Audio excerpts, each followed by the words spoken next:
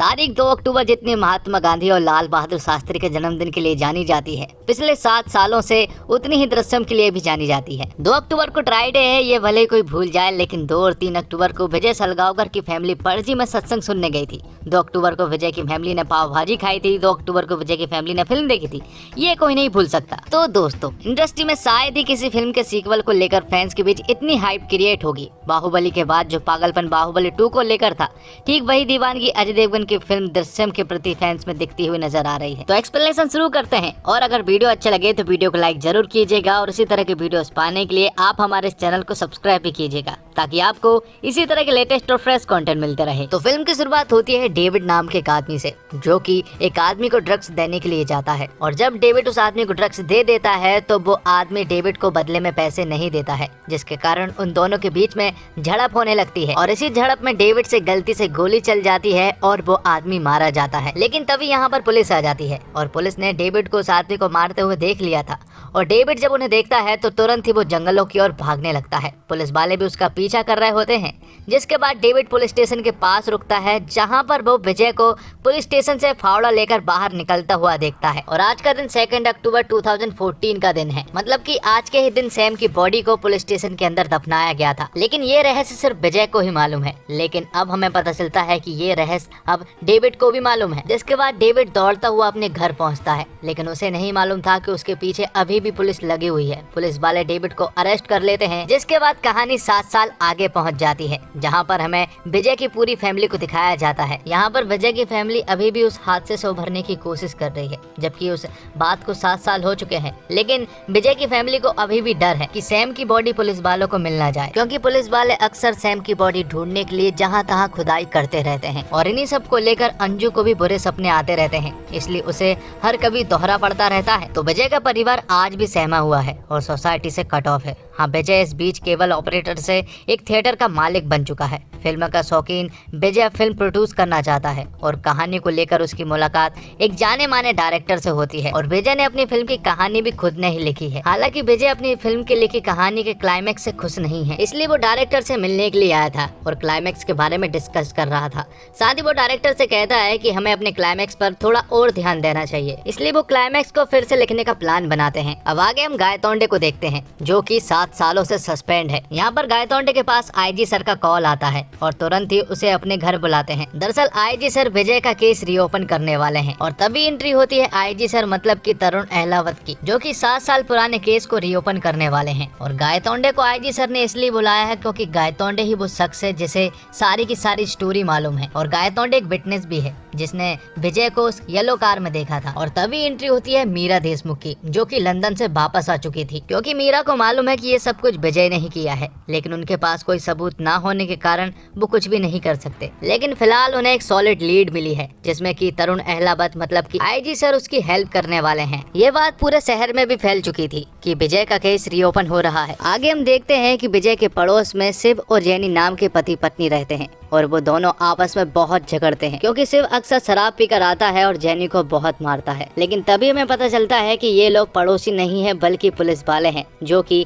विजय की फैमिली के ऊपर नजर रख रहे थे। साथ ही इन्होंने विजय के पूरे घर में माइक्रोफोन फिट करके रखे थे, ताकि वो विजय की फैमिली के हर एक इंसान की हर एक बात सुन सके। लेकिन विजय की फैमिली ऐसी कोई भी बात नहीं करते हैं जिससे कि पुलिस वालों को ये पता लगे कि सैम की बॉडी कहाँ पर है। दरअसल सैम की बॉडी तो सिर्फ विजय को ही मालूम है। हालांकि विजय की फैमिली भी ये जानना चाहती है कि सैम की बॉडी कहाँ पर है, लेकिन विजय उन्हें कुछ भी नहीं बताता है और इस बारे में बात करने से साफ मना कर देता है। अब पुलिस 7 साल पहले की इन्वेस्टिगेशन शुरू करती है और ये पता करने की कोशिश करती है कि विजय को उस रात किस किसने देखा। अब क्योंकि विजय 2 अक्टूबर को सुबह 5 बजे पणजी निकल गया था, मतलब उसने बॉडी 1 से 4 बजे के बीच में ही दफनाई होगी, तो विजय सिर्फ 45 किलोमीटर के रेडियस में ही उस बॉडी को दफना पाएगा। इसलिए पुलिस वाले इन्वेस्टिगेशन करते हैं, पर उन्हें ज्यादा कुछ हाथ नहीं लगता है। तब आईजी सर ये अनाउंस करवा देते हैं कि जो भी विजय के केस में एक सॉलिड लीड लेकर आएगा उसे 5 लाख रुपए दिए जाएंगे। अब आगे हम पुलिस के सामने चाय वाले कॉर्नर को देखते हैं, जहाँ पर अक्सर लोग विजय के केस के बारे में बात करते रहते हैं।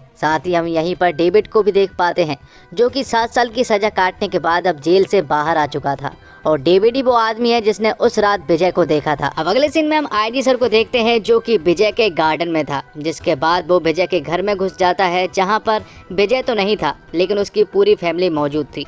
यहाँ पर विजय की फैमिली आईजी सर को देखकर काफी बुरी तरीके से डर गए थे, क्योंकि विजय की फैमिली अक्सर पुलिस वालों को देखकर डर जाया करते हैं। और कहीं ना कहीं आईजी सर ने भी विजय की पूरी फैमिली के चेहरे पर ये डर देख लिया था कि विजय की फैमिली जरूर हमसे कुछ छुपा रही है। और यहाँ डेविड को जब उन 5 लाख की न्यूज और विजय के केस के बारे में पता चलता है तो वो तुरंत ही पुलिस के पास पहुंच जाता है। यहाँ डेविड पुलिस वालों से कहता है कि उसे एग्जैक्टली मालूम है कि विजय ने उस बॉडी को कहां पर दफनाया है, पर पुलिस वालों को उसकी बातों पर बिल्कुल भी विश्वास नहीं हो रहा था। पर डेविड जब उन्हें अपने बारे में बताता है कि 2 अक्टूबर को उसके हाथ एक गलती से खून हो गया था और जब वो पुलिस से भाग रहा था तब उसने विजय को 3 बजे के आसपास उस बॉडी को दफनाते हुए देखा था।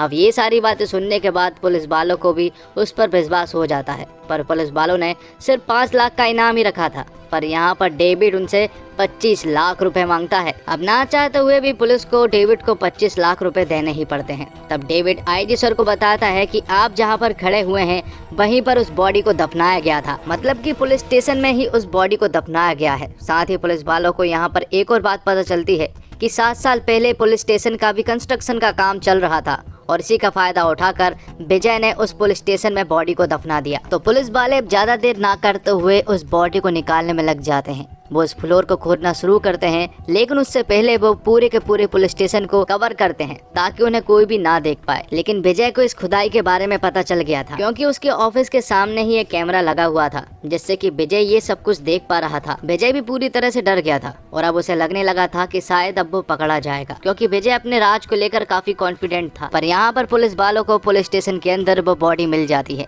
अब क्योंकि 7 साल हो चुके थे इसलिए उस बॉडी के स्केलेटन ही उन्हें मिल पाते हैं और पुलिस वालों को कोर्ट से 8 घंटे के पूछताछ के लिए ऑर्डर भी मिलते हैं, जिसके अगले ही दिन वो लोग विजय की पूरी फैमिली से पूछताछ करने में लग जाते हैं, जहां पर आईजी सर और मीरा देशमुख दोनों ही मौजूद थे। आईजी सर यहां पर विजय को सारी बातें बताते हैं कि उस रात डेविड नाम के एक आदमी ने तुम्हें वहां पर देखा था, लेकिन यहाँ पर विजय साफ मना कर देता है। वो कहता है कि उसने या तो किसी और को देखा होगा या फिर वो आदमी झूठ बोल रहा है। आईजी सर यहाँ पर काफी सारे सवाल पूछते हैं, लेकिन विजय अपने बयान पर अड़ा हुआ था।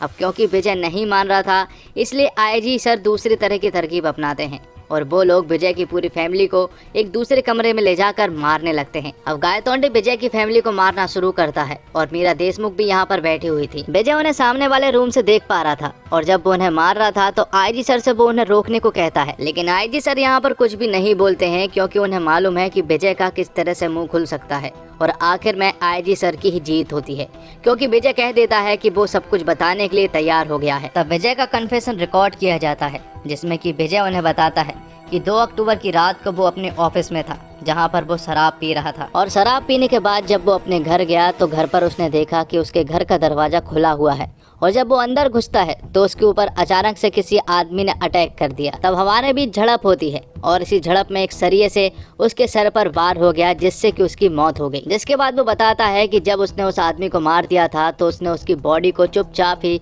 पुलिस स्टेशन में दफना दिया, जिसके बारे में उसकी फैमिली को भी कुछ नहीं मालूम है। अब क्योंकि विजय पकड़ा गया था इसलिए उसने सारा का सारा इल्जाम अपने ऊपर ले लिया ताकि उसकी फैमिली बची रहे। कन्फेशन के बाद विजय अपने घर जाता है, जहां पर विजय की फैमिली पूरी तरह से दुखी थी, क्योंकि उनका इल्जाम विजय ने अपने सर ले लिया था। अब अगले ही दिन विजय को कोर्ट ले जाया जाता है, जहां पर आज पुलिस वालों को विजय की पूरी तरह से जुडिशियल कस्टडी मिलने वाली थी, इसलिए गायतोंडे विजय को अपने घर से ले जाकर कोर्ट ले जाने लगता है। और यहाँ पर आईजी सर खुश हो रहे होते हैं, क्योंकि उन्हें ऐसा लग रहा था कि उन्होंने विजय के इस केस को सॉल्व कर दिया है। यहीं पर मीरा देशमुख भी मौजूद थी और तभी यहाँ पर एक आदमी आता है जो कि आईजी सर से विजय के बारे में कुछ इम्पोर्टेंट बात करना चाह रहा था, और ये आदमी कोई और नहीं बल्कि विजय की फिल्म का डायरेक्टर होता है, जो कि उन लोगों से कहता है कि शायद विजय को पहचानने में मुझे बहुत बड़ी भूल हो गई है। वो बताता है कि उसकी मुलाकात विजय से 2016 में हुई थी, जहाँ पर वो एक फिल्म बनाने के बारे में मुझसे बात कर रहा था। उसने कहा था कि वो इस फिल्म को प्रोड्यूस करेगा, साथ ही इस फिल्म की स्टोरी भी लिखेगा। तब उन्होंने तय किया कि इस फिल्म की स्टोरी वो दोनों मिलकर लिखेंगे। फिल्म की स्टोरी ऑलमोस्ट कंप्लीट थी, लेकिन वो क्लाइमैक्स में जाकर अटक जाते हैं। सबसे पहले तो डायरेक्टर आईजी और मीरा को उनकी लिखी हुई स्टोरी सुनाता है, और दरअसल वो स्टोरी विजय की एक बायोपिक है। उन्होंने सैम के साथ जो भी किया और इस केस में जो कुछ भी हुआ वो सब कुछ विजय ने उस स्टोरी में लिखा था। और अब क्योंकि विजय को इस स्टोरी के कॉपीराइट का डर था, इसलिए उसने एक पुस्तक भी पब्लिश करवा दी थी, और डायरेक्टर उन्हें यही बातें बताने आया था कि वो बुक मेरे नाम से पब्लिश हुई है। अब आगे यहाँ पर डायरेक्टर कुछ बता पाता, तभी गायतोंडे का आईजी सर के पास कॉल आता है और यहाँ पर उन्हें पता चलता है कि कोर्ट में बाजी पलट चुकी है। दरअसल जब कोर्ट में कन्फेशन चलाया जा रहा था और जब विजय से पूछा जाता कि क्या ये सच है, तो विजय ने साफ मना कर दिया था। विजय ने कोर्ट में बताया कि पुलिस वालों ने जोर जबरदस्ती करके ये कन्फेशन उससे रिकॉर्ड करवाया है। साथ ही विजय की वकील जज साहब से कहती है कि पुलिस वालों की ये सोची समझी चाल है, क्योंकि जो कुछ भी कन्फेस करवाया गया है वो सब कुछ एक नॉवल से उठाया गया है। और उसे पढ़ने के बाद जज साहब को भी विश्वास हो जाता है कि ये सब कुछ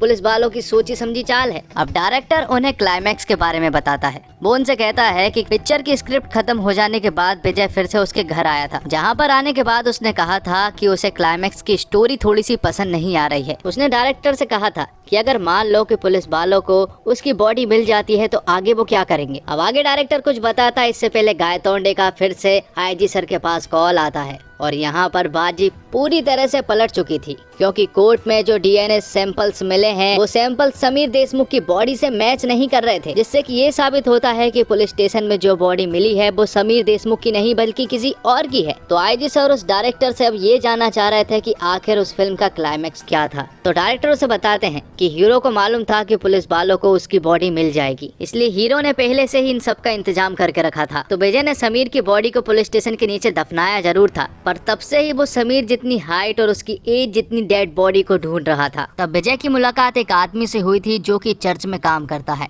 और उसी के बाजू में लोगों को दफनाया भी जाता है, और वहीं पर विजय की ये तलाश खत्म हुई थी। विजय ने उस चर्च वाले आदमी के पैसों से मदद की, जिसके बदले में उसने उस लड़के के स्केलेटन विजय को दे दिए। अब ये स्केलेटन सिर्फ बदलने थे और जहाँ पर डीएनए के स्केलेटन की रिपोर्ट चेक किए जाते हैं वो दिन में किए जाते हैं। तो विजय मौके का फायदा उठाकर समीर देशमुख के स्केलेटन को बदल देता है और समीर देशमुख के स्केलेटन को वो डिस्ट्रॉय भी कर देता है। तो विजय के खिलाफ अब कोई भी सबूत नहीं थे, इसलिए कोर्ट विजय को बाइज्जत बरी कर देती है और एक बार फिर से विजय की जीत होती है। तो दोस्तों, बॉलीवुड के लिए मुनाफे के लिहाज से यह साल उतना बेहतरीन नहीं रहा। इक्का दुक्के फिल्मों को अगर छोड़ दिया जाए तो ज्यादातर फिल्में बिग बजट और बड़ी स्टार कास्ट के बावजूद बॉक्स ऑफिस पर कोई खास असर नहीं कर पाई है। लेकिन वो कहते हैं ना, अंत भला तो सब भला। गुजरते इस साल में शायद दृश्यम 2 कोई कमाल कर दे। हालांकि क्रिटिक्स की ओर से तो इस फिल्म के लिए काफी बढ़िया रिव्यूज आ रहे हैं और दृश्यम को पसंद करने वालों को इस मूवी से काफी उम्मीदें हैं। ऐसे में बिना ज्यादा दिमाग लगाए जो इस सीक्वल को देखना चाहेंगे उनको इस मूवी में वाकई एक सच्ची थ्रिलर मूवी जैसा आनंद आने वाला है। लेकिन जो किसी ने लेखक और डायरेक्टर के बिछाए जाल में कमियां ढूंढने की कोशिश की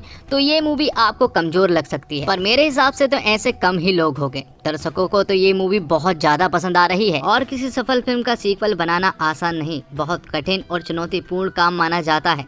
जब एक सफल ब्रांड को आगे ले जाना होता है तब पता होता है कि दर्शक पहली फिल्म के पात्रों से परिचित है, वह अपने दिमाग में कुछ खास बात रखकर सीक्वल देखने आते हैं। सबसे बड़ी समस्या यह होती है कि सीक्वल के समय पात्रों को सीमित दायरे में ही रखना होता है। पहली फिल्म में जो कैरेक्टर्स रहे हैं उससे अलग नहीं जा सकते। इस दायरे को रखकर कुछ नया लिखना काफी कठिन होता है। यही वजह है कि फिल्म के निर्देशक ने कई सालों तक दृश्यम फिल्म के सीक्वल बनाने के आइडिया का विरोध किया था, बस स्क्रिप्ट के इंतजार में थे जो पहली फिल्म के साथ न्याय कर सके। 7 साल बाद उनका इंतजार खत्म हुआ और फिल्म का फर्स्ट हाफ में कहानी को बिल्डअप करने में थोड़ा ज्यादा समय ले लिया गया है। कहानी सेकंड हाफ से भागती है और रोमांच को भी दुगना कर जाती है। फिल्म का आखिरी 1 घंटा फिल्म की जान है और क्लाइमैक्स फिल्म का एक अलग ही लेवल पर ले जाती है। विजय फिल्मों का शौकीन है और खुद को बचाने के लिए वह फिल्मों का ही सहारा लेता आया है। इस बार भी उसकी कहानी में फिल्म है, स्क्रीन प्ले में सब कुछ बढ़िया है। ऐसा भी नहीं है कुछ बात खटकती भी है, जैसे फॉरेंसिक डिपार्टमेंट में सीसीटीवी का ना होना।